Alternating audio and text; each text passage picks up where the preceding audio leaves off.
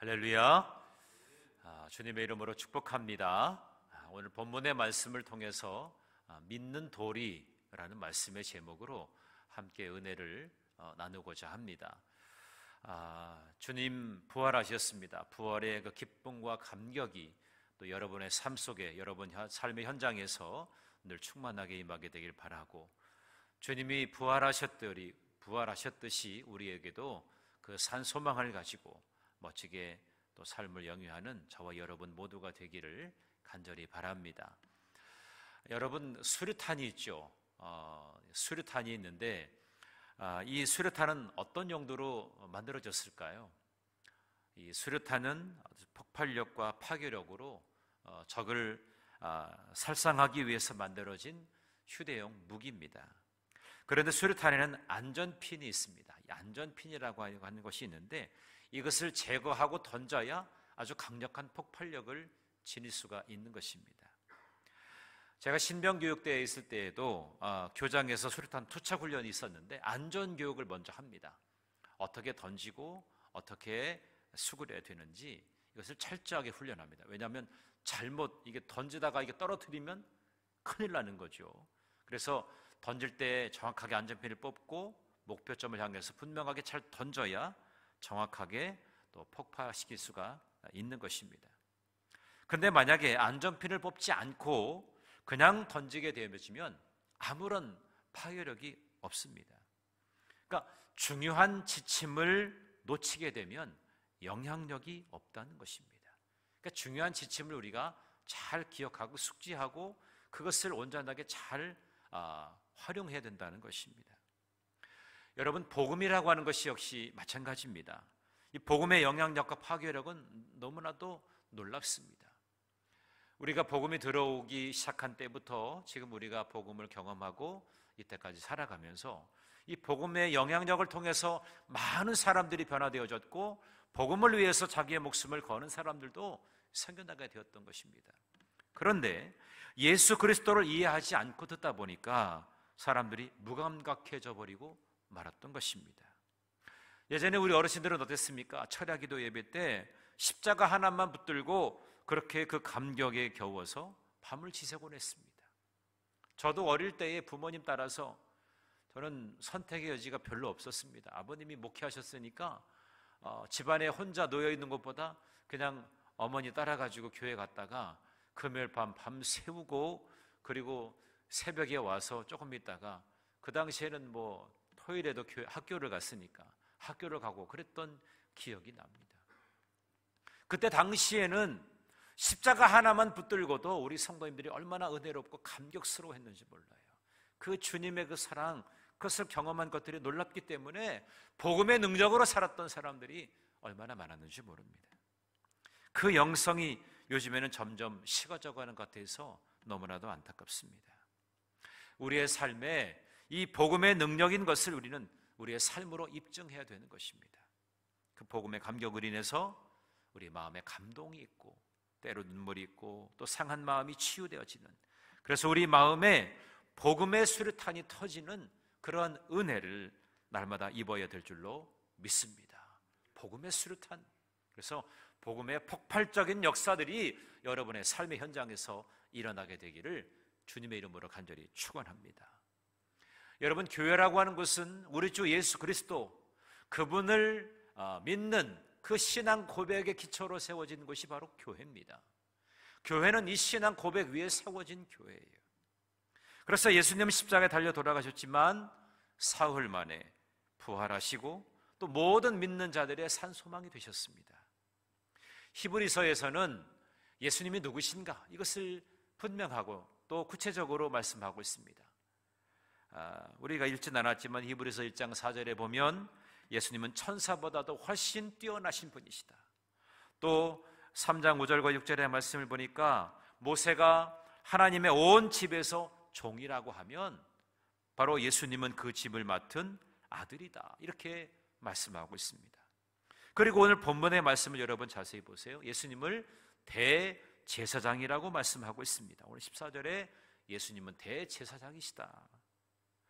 아론의 혈통을 이어받은 그 어떤 제사장보다도 더 우월하신 분이 바로 대제사장이신 예수 그리스도이십니다.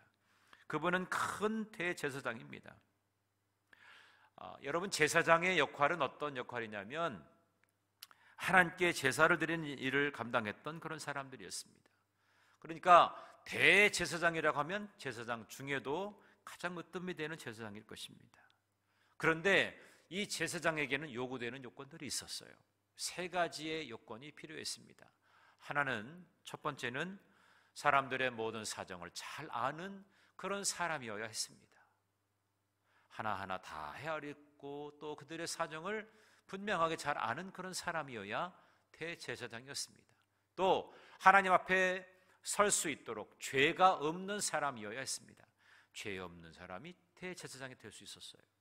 그리고 마지막으로는 사람들을 돕기 위해서 어떤 희생도 능히 치를 수 있는 그런 사람이 대제사장이었단 말입니다. 이런 의미에서 볼 때 대제사장은 앞으로 오실 예수 그리스도를 예표하고 예수 그리스도의 그림자라고도 말할 수가 있는 것입니다. 구약에 대제사장이 있었다면 신약에서는 바로 예수 그리스도가 대제사장인 것입니다. 예수님께서 이 땅에 오셔서 우리의 대제사장이 되셨습니다. 구약의 아론보다도 더 뛰어난 대제사장이신 예수님은 저와 여러분의 모든 사정을 정확하게 아시는 분이십니다. 오늘 이 자리에 참여하신 여러분의 모든 영적인 상태, 마음의 고단함, 또 육신의 질고도 정확하게 아시는 분이십니다. 또 예수님은 죄가 완전히 없으신 분입니다. 전혀 없으신 분이시죠. 그리고 예수님은 대속의 희생을 온전히 치르신 분이십니다. 그러니까 주님은 우리를 정확히 하시고 또 완전히 죄가 없으신 분이시고 온전하게 나를 위해서 대속의 희생을 치르신 분이시다. 그러니까 온전한 대제사장이신 것이죠. 더욱이 예수님은 부활하시고 승천하셨습니다. 이제 하늘에 오르셔서 하나님과 함께 계시는 분이십니다. 예수님은 참 인간이셨지만 참 하나님이셨습니다. 그분은 세상에서 나그네의 삶을 사는 우리에게 큰 소망이 되셨습니다. 여러분, 나그네에게 무슨 소망이 있습니까? 하루하루 겨우겨우 근거니 앞으로 내일 나는 어디에서 살아야 될 것인가, 어떠한 모습으로 지내야 될 것인가 늘 염려거리가 되는 우리 인생 가운데 주님은 우리에게 산 소망이 되셨어요. 그래서 우리 믿음의 사람들에게는 예수님에 대한 이러한 신앙 고백을 끝까지 지켜야 되는 것입니다. 그래서 우리는 믿는 도리를 굳게 잡고 신앙생활을 해야 되는 것입니다. 믿는 도리. 여러분, 그러면 믿는 도리라고 할 때 도리를 잘 지켜야 된다.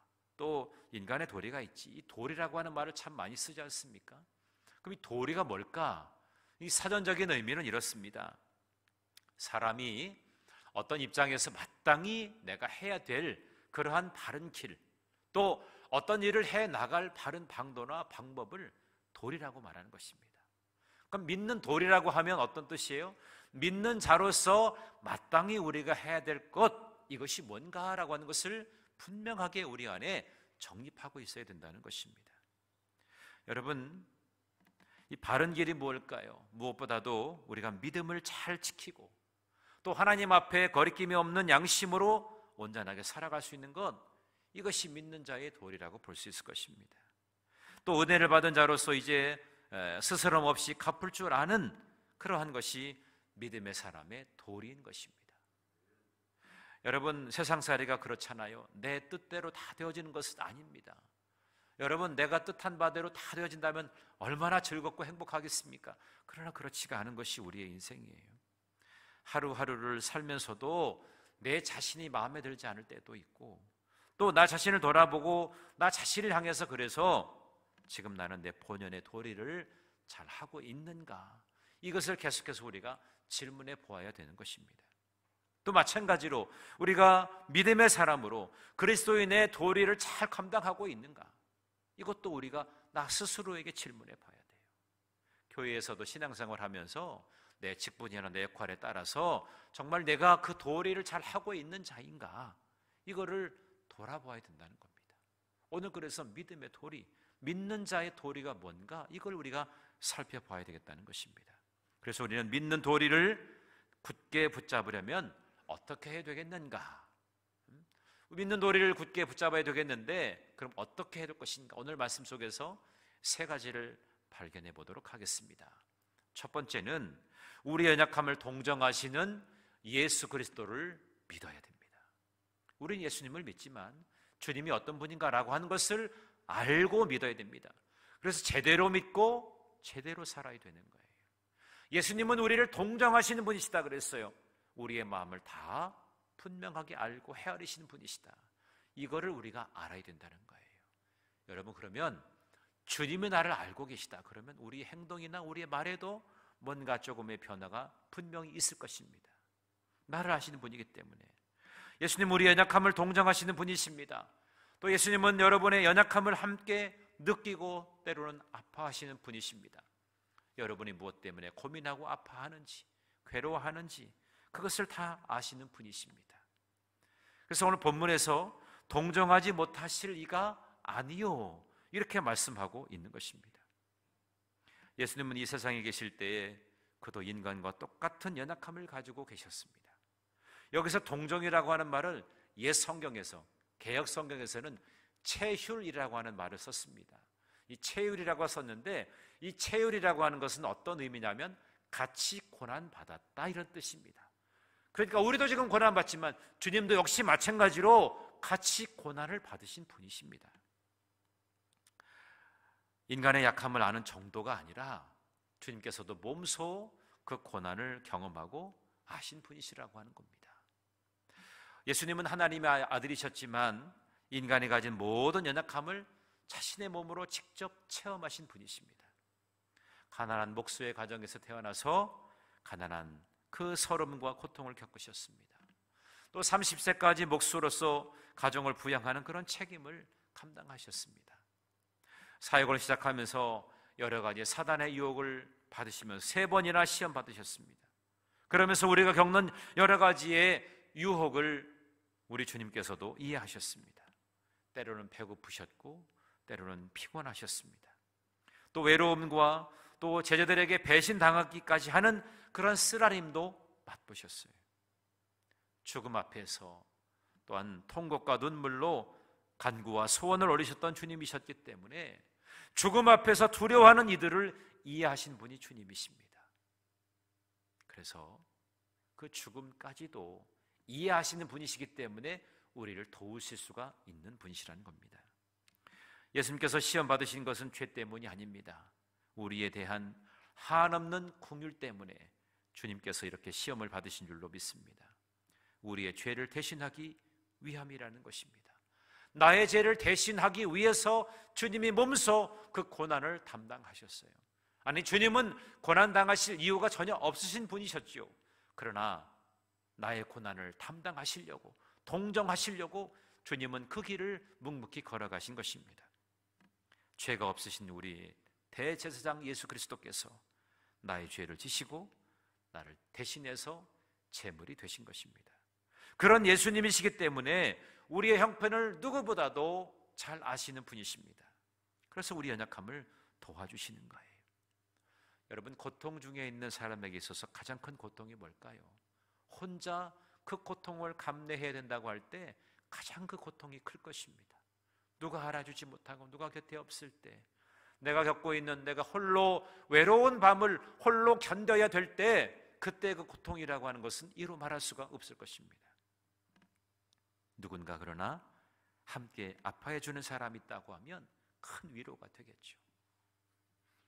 얼마 전에 제가 화재가 난 하간포 교회를 다녀왔는데, 사실 저희가 방문할 거라고 생각 못했다가 저희가 방문해서 함께 식사하고 같이 이야기를 들어주고, 근데 그분에게는, 그 목사님에게는 그 어떤 것보다도 큰 위로가 되었다는 것입니다.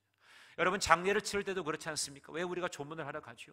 우리도 언제 전에 장례를, 우리 집에 장례를 치를 때 누군가가 와서 위로를 줬을 때 그때가 참 위로가 되었기 때문입니다. 저도 수많은 장례를 집례하고 그랬지만 막상 저도 정말 저희 아버님이 돌아가시고 장례를 치르게 되는데, 제 친구 중에 태백에서부터 천안까지 장랑 5시간에 걸친 그 시간을 와서 잠깐 5분 조문하고 가는데 사실 그 4시간이라고 하는 시간이 얼마나 긴 시간입니까? 그 시간을 달려와가지고 5분 조문하고 하는데 그게 저에게는 지금도 위로가 되더라고요. 마음을 동정하는 거죠. 함께 고난에 참여하는 것이죠. 너 얼마나 아프니? 주님은 우리의 모든 아픔을 동정하시는 분이십니다. 체휼하시는 분이십니다. 우리가 그러한 주님이 계시다는 것을 내가 믿을 때에 나에게 새로운 소망이 다시금 생겨나게 된다는 것입니다. 믿는 도리를 붙잡으며 살아가는 우리의 인생 가운데 가장 중요한 것은 나를 동정하는 분이 계시다는 거예요. 여러분은 혼자가 아닙니다. 여러분의 모든 상황과 형편을 아시고 여러분의 필요에 따라서 응답해 주시는 주님이 항상 있다고 하는 것을 여러분 잊지 마시기를 바랍니다. 주님이 여러분의 위로자가 되시고 여러분의 격려자가 되십니다. 코로나로 인해서 답답하고 고단하지 않습니까? 또 이 충북 지역에 갑자기 또 많은 확진자가 생기면서 더 또 어려움의 상황에 처해지게 됐습니다. 교회 역시 마찬가지입니다. 이런 때일수록 그러한 모습을 보시는 주님의 마음이 얼마나 또 무겁고 안타깝겠습니까? 그러나 그럼에도 우리를 포기하지 아니하시고 우리를 긍휼히 여겨주시는 주님의 놀라우신 그 사랑에 동정이 있다는 것을 기억하시기를 주님의 이름으로 간절히 축복합니다. 여러분, 누구나 다 때로는 속상함이라고 하는 게 있죠. 누구 때문에 말할 수 없는 속상함이 있을 거예요. 내 마음을 이해하지 못하는 내 가족들이나 또 내 이웃들이나 또 교회 교우들 역시 때로 그런 생각을 하게 되면 서운할 때가 있을 수도 있어요. 그러나 다 몰라줘도 예수님은 나의 모든 상황을 알고 이해해 주십니다. 여러분을 동정하시는 분이기 때문입니다. 여러분과 함께 고난받기로 작정하신 분이 주님인 것을 여러분 기억하시기를 간절히 바랍니다. 오늘도 나의 아픔을 동정하시는 대제사장이 되신 예수 그리스도를 만나시는 여러분 모두가 되기를 간절히 바랍니다. 주님을 만나서 여러분의 모든 아픔과 여러분의 그 안타까운 속사정을 다 아뢰시고 그래서 주님께로부터 위로함을 얻으시는 여러분 모두가 되기를 간절히 바랍니다. 두 번째로 예수님은 시험을 이기신 분입니다. 시험을 이기신 예수님을 기억하라는 것입니다. 우리가 믿는 도리로 붙잡아야 될 것, 그래, 주님도 시험을 이기셨구나. 그럼 나에게도 시험을 능히 이길 수 있는 담대함과 용기를 주시겠구나. 그런 믿음으로 우리가 나아가야 된다는 것입니다. 얼마나 많은 유혹이 있고 얼마나 많은 시험이 있습니까? 예수님도 공생애를 시작하시면서 첫 번째로 이제 금식하시면서 사역을 준비하셨지만 금식을 다 끝내신 후에 첫 번째로 드는 것이 사단의 시험이었습니다. 사단이 뭐라고 시험합니까? 40일 동안 금식하면서 얼마나 줄이셨겠어요. 그래서 예수님께 돌로 떡덩이를 만들어 보라 이렇게 마귀가 유혹을 하는 것입니다. 그뿐 아닙니다. 높은 곳에서 뛰어내려서 너의 능력을 한번 시험해, 너의 능력을 한번 보여줘라 그러면서 유혹하는 것이죠. 그리고 한번 엎드려 절하면 내가 천하를 다 주겠다 그런 유혹을 하고 있습니다. 그리고 예수님이 십자가를 지고 말할 수 없는 고난을 당하실 때에 한번 뛰어내려봐라, 십자가에서 한번 뛰어내려봐라 그런 유혹까지도 했던 것이 사단입니다. 그런데 여기서 가장 큰 시험은 뭡니까? 그렇게 할 수도 있는데 그런 능력도 있으면서도 그렇게 하지 않는 것입니다. 여러분, 가장 큰 능력, 가장 큰 시험은 그렇게 할 수 있는 능력이 있음에도 그렇게 하지 않는 겁니다. 예수님은 죄인인 우리를 구원하기 위해서 모든 시험을 이기셨습니다. 우리를 위해서 모든 시험을 이기고 자신을 흠없는 제물로 하나님께 드리셨다는 것을 여러분 기억하십시오. 우리는 이 믿는 도리를 붙들어야 하는 것입니다. 믿는 도리를 붙들자. 이 믿음을 가지고 성령의 도우심을 받아서 모든 시험을 이겨낼 수 있는 그런 저와 여러분 되기를 간절히 바랍니다. 제가 3년 전에 제가 부임하던 그 해 12월에 부끄러운 고백이지만 20일 동안 단식을 한 적이 있었습니다. 20일 단식을 하고 그 기본 단식이고 그 다음에 30일 동안은 음식을 조절하면서 그 단식을 이어가야 했습니다. 매일 식사를 하지 않고 하루에 3번 차를 마십니다. 그러면서 속을 비우는 그런 과정을 진행하고 그렇게 20일 동안을 지냈어요. 한 3, 4일 지나니까 몸에 기운도 빠지고 머리가 띵하기도 하고, 근데 내가 이걸 왜 해야 되나 이런 생각을 하면서 단식을 하게 됐습니다. 참 희한한 거는 단식을 할 때는 왠지 그렇게 왜 먹을 게 이렇게 많이 자꾸만 생각이 나고, 도란도란해 그 오리 그 로스구이가 자꾸만 생각이 나고, 유혹을 뿌리칠 수 없는 것들이 자꾸만 생각이 나는 거예요. 그러면서 자꾸만 이제 또 예전에는 별로 없었던 또 뭐 식사하자는 약속도 점점 더 많아지고, 그거를 제한한다는 게 사실은 쉽지가 않았습니다. 그래서 제가 주보에 아예 광고까지 냈잖아요. 우리 성도님들이 아시고 좀 도와달라고. 그런데 저는 이 단식을 통해서 저 스스로를 한번 시험해 보고 싶었습니다. 내가 그렇게 하지 않아도 됐는데 그렇게 하는 것은 그게 시험이죠. 나한테는. 나 스스로 한번 시험해 보고 싶었습니다. 과연 내가 잘 참을 수 있을까? 근데 그러면서 그때 주님을 묵상해 보았습니다. 저는 그저 별것 아닌 것 시험하고 있었지만 주님은 그 엄청난 시험을 어떻게 견디셨을까? 제가 단식을 하면서 주님을 바라보았습니다. 그때 단식을 통해서 저에게 주신 주님의 은혜가 참 놀랍습니다. 주님의 그 고난은 우리가 이루 말할 수 없는 그 고난과 그 시험이었죠. 그것을 능히 넉넉하게 이기셨단 말이죠. 주님이 그러한 엄청난 시험도 이기게 되셨는데 내가 이것쯤 내가 이기지 못할 것이 뭔가, 그런 생각을 하게 되었던 것입니다. 우리에게 가장 큰 시험은 할 수 있는데 참는 것입니다. 내가 할 수 있지만 참아내는 거예요. 여러분, 명마의 기준이 뭔지 아십니까? 훌륭한 최고의 명마, 이 명마는요, 주인이 실컷 훈련시키고 이제 막 목이 말라가지고 막 그냥 허덕이고 있는데 물을 딱 갖다 줘요. 그런데 주인이 먹으라고 할 때까지 기다리는 그 말이 명마라는 것입니다. 먹을 수도 있지만 주인이 말하기 전까지 그걸 참는 거예요.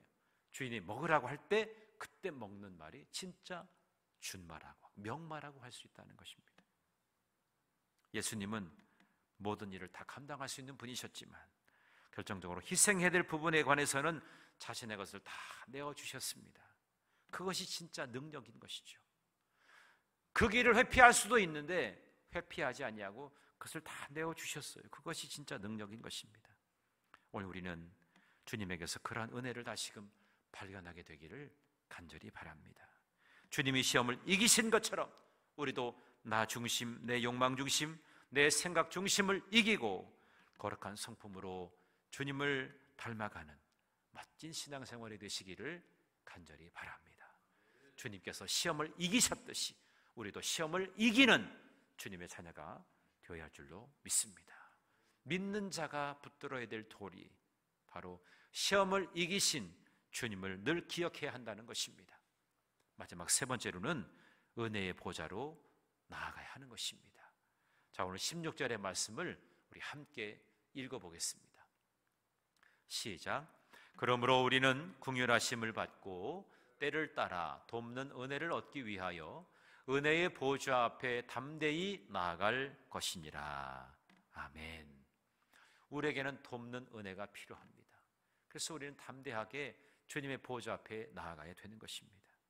모든 사람이 죄 아래에 있기 때문에 결국에는 죽을 수밖에 없습니다. 그렇잖아요. 다른 것은 우리가 해결할 수 있을지 몰라도 이 죄에 관한 문제는 우리 스스로 해결할 수가 없습니다. 그런데 죄와 죽음 아래에 있는 우리를 살려내 주시기 위해서 하나님께서는 구원의 대책을 마련해 두셨습니다. 우리를 구원하시기 위한 하나님의 그러한 계획은 그 중심에 하나님의 긍휼하심이 있는 겁니다. 우리를 긍휼히 여기시기 때문에 그 하나님의 구원 계획을 속히 진행하시게 된 겁니다. 하나님의 긍휼하심은 그의 선하신 속성에서 비롯된 것입니다. 그리고 그것은 독생자 예수 그리스도를 죄인들의 대속물로 이 세상에 보내심으로 그 모든 것을 이루어 주셨습니다. 죄 없는 분이 우리를 위해서 모든 죄를 다 담당해 주시고 대속의 피를 흘리심으로 우리가 온전하게 나아가게 된 것입니다. 주님이 친히 제물이 되셔서 십자가에서 운명하셨을 때 어떻게 되어졌습니까? 성소의 휘장 위에서부터 아래로 쫙 찢어지게 되었어요. 여러분, 성소의 휘장이라고 하는 것은 무엇을 의미할까요? 바로 예수 그리스도의 육체를 예표하는 것이라고 볼 수 있습니다. 주님의 몸이 찢어짐으로 인해서 성소의 휘장이 찢어지게 되었다는 사실이에요. 그래서 거룩한 지성소로 가는 길이 열려지게 되었던 것입니다. 예전은 대제사장만 들어갔지만 대제사장이 들어가서 1년에 한 번 모든 백성들의 죄를 사하기 위해서 그것에서 제사를 드렸지만 이제는 누구나 다 그 은혜의 보좌 앞에 나아갈 수 있는 길이 열려지게 된 것입니다. 누구나 다 주님의 거룩한 지성소로 나아갈 수 있는 길이 열려지게 된 것입니다. 우리는 우리의 약함을 동정하시는 예수님을 믿습니다. 또 모든 시험을 이기신 주님을 믿습니다. 그래서 이제 우리는 이런 믿음을 가지고 은혜의 보좌 앞에 담대하게 나아가야 될 줄로 믿습니다. 은혜의 보좌는 하나님이 임재하시는 곳입니다. 그것은 구약시대의 성전의 지성소 안에 있는 속죄소입니다. 쉬운 좌라고 하죠. 그곳에서 모든 죄를 사함받은 것처럼, 그러나 이제는 대제사장이신 예수님을 믿음으로 이제는 언제나 1년에 한 번 가는 것이 아니라 언제나 아무 때든지 우리가 하나님께 나아갈 수 있는 길이 열려지게 된 것입니다. 그 근거는 바로 주님께서 열어놓으셨기 때문에 가능한 것입니다. 우리는 은혜의 보좌에 나아가서 우리를 온전케 하시는 그 하나님의 은혜를 받아야 될 줄로 믿습니다. 은혜 없이는 우리가 아무것도 할 수 없습니다. 죄의 유혹에 빠져버릴 수밖에 없기 때문에, 그래서 우리는 때를 따라서 돕는 은혜를 날마다 구해야 되는 것입니다. 필립 얀시라고 하는 분이 이런 이야기를 했습니다. 이 시대의 마지막 최고의 단어는 은혜이다. 은혜가 필요합니다. 은혜 아니면 우리가 온전하게 살 수 없습니다. 또한 우리는 자신의 연약함을 인정하고 하나님의 능력을 구해야 될 줄로 믿습니다. 이것이 우리가 붙들어야 될 믿는 도리인 것입니다. 에베소서 3장 12절 말씀에는 이렇게 기록하고 있습니다. 우리 함께 읽어봅니다. 시작. 우리가 그 안에서 그를 믿음으로 말미암아 담대함과 확신을 가지고 하나님께 나아감을 얻느니라. 아멘. 우리가 그를 믿음으로 이제 담대함과 확신을 갖게 되고 하나님의 거룩한 전에 나아감을 얻게 된 줄로 믿습니다. 우리는 이제 예수님께서 십자가와 또 이 부활을 통하여 과거에 이루신 일을 믿고 또 장차 영원한 미래에 주실 놀라운 세상으로 우리가 나아가야 될 줄로 믿습니다. 하나님을 가까이 하는 사람은 결국 칭찬을 받게 됩니다. 우리 모두가 다 이 믿는 도리를 잘 지켜서 주님께로부터 칭찬받는 주님의 자녀가 되시기를 간절히 바랍니다.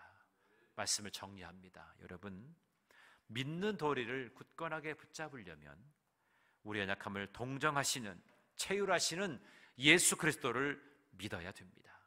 그리고 시험을 이기신 예수님을 기억하고 은혜의 보좌로 담대히 나아가야 될 줄로 믿습니다. 믿고 기억하고 나아가는 주님의 자녀들이 되시기를 간절히 바랍니다.